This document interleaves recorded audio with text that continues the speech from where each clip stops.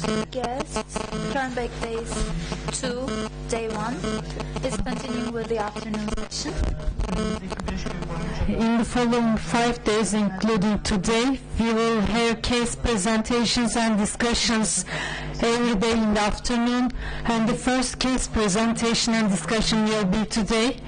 Above the upstairs, we discussed with Dr. Kernberg to evaluate the case in all dimensions, and we decided that it would be better to make a moment-to-moment supervision to comprehend the momentary interactions between the patient and therapist, because we really want to know and learn the basics and any alternative opinion. And he wondered, Dr. Kernberg wondered if he would be uncomfortable with any alternative approach, but we said we would be so glad and happy to see his perspective, and that was our aim, that we wanted to have a moment-to-moment supervision. You have the text in front of you, the case of Hasret. This case is one with whose session therapist process is completed. We had terminated her therapy after 3 years, and for 2 years now we haven't seen each other again. I would like to present the case in summary. The socio-demographic information here has been discussed. So object relations, earlier object relations, we changed the number of siblings and profession of parents. I wanted to let you know about this. The socio-demographic information of the patient are: she's 29 years old, single, works as an art teacher, university graduate, and she lives alone. Her chief complaints are uncontrolled anger crisis, alcohol abuse, one suicidal attempt, and she wants to die frequently. She feels worthless and incompetent. She feels that men, particularly in life, can be used and managed and controlled, and she does manipulates men and tries to take control of them. In terms of family history, before she went to the university, she lived together with her father, a non-commissioned officer, and her mother, a teacher. She is the second child of a family of 5 children. Her parents were conservative and had religious sensitivities. Because of her father's duty, she lived in many different places during her childhood, and she didn't feel belonging to any place.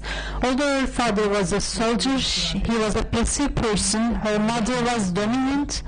Her father didn't object to anything, but didn't do anything either. The state of her father evoked intense feelings of rage in the patient, and deeply wanted to shake him, to make him get himself together.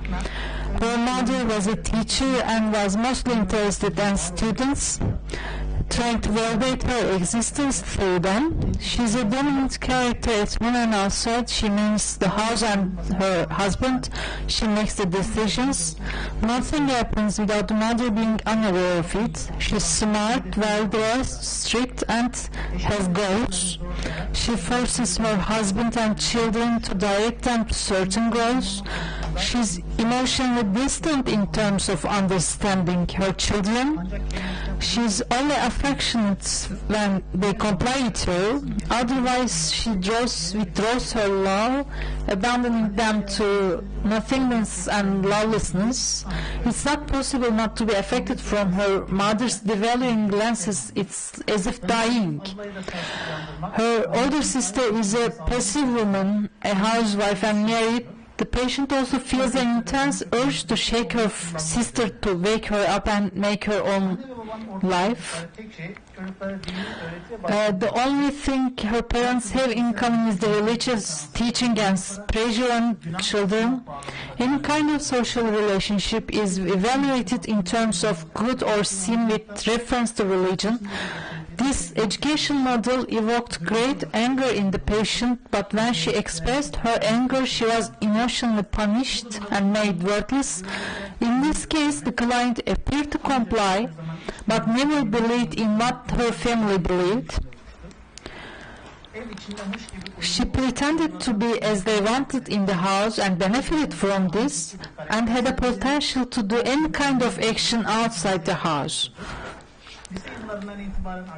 She began alcohol consumption when she was at high school, and she had several boyfriends.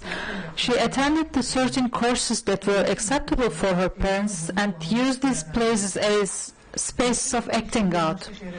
When she moved to another big city for university education, she had a long relationship with a married man, a trusted friend of the family.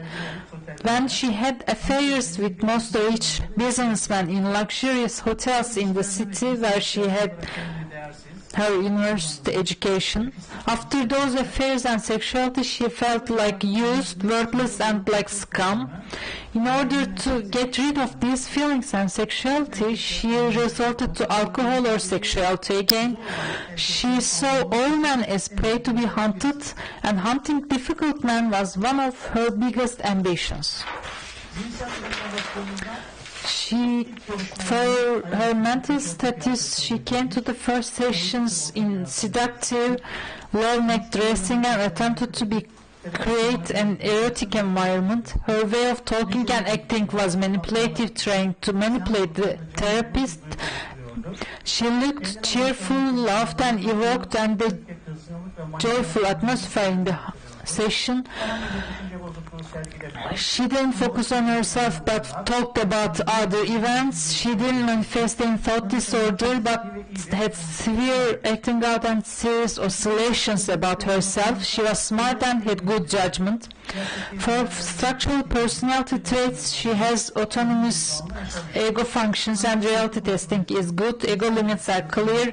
She didn't have any decision, but she had poor impulse control, had difficulty controlling her sexual and aggressive impulses. When she complies, it's only about application of the scenario in her mind. I mean, she complies in some areas, but it's only because she's thinking about the next step. In such cases, she is very patient, her ego becomes very resilient, and can pay any price to realize her scenario. It was like her basic goal to defeat any kind of authoritating and controlling other. She insulted the meek and passive ones and controlled the strong ones with her scenarios, also using her sexuality. In terms of object relations, it was as if her world was built on the valuable and worthless. She needed to be loved and cared by the others in order to feel valuable. Rather than a self-representation of her own, she took on some other identity that would attract attention in different environments. When she saw she wasn't approved, she felt very bad, was filled with anger, felt worthless, and these feelings compelled her very much. She resorted to alcohol or sexuality to avoid these feelings. She also categorized people into who cared for her and who didn't.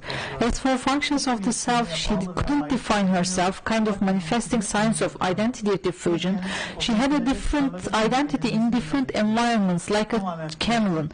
She didn't feel belonging to any identity and could play out any identity, which prevented her from owning a long-term, consistent identity.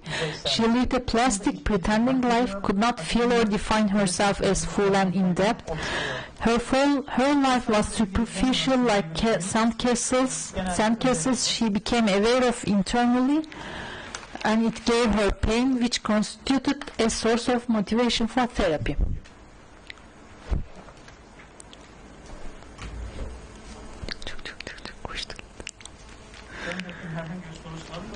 Do you have any questions about it, Dr. Kernberg?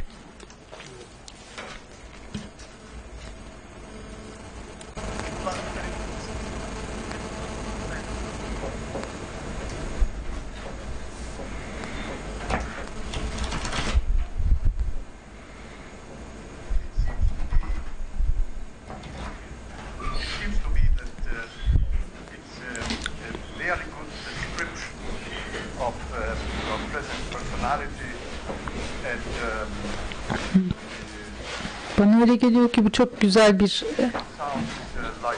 tanım, güncel kişiliğine dair bu hastanın. Ciddi kimlikte olması var gibi görünüyor.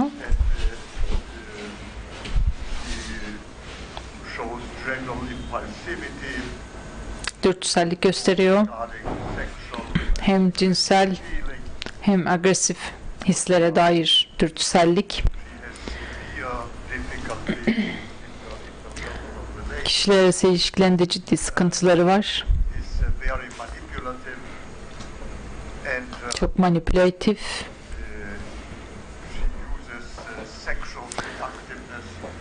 Cinsel ayartıcılığı kullanarak insanları kontrol etmeye çalışıyor. Bunu terapide de yapmaya çalışıyor üstelik.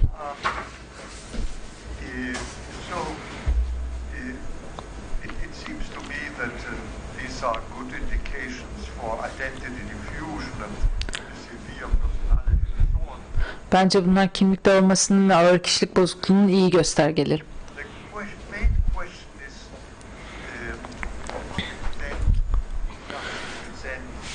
Burada temel sorun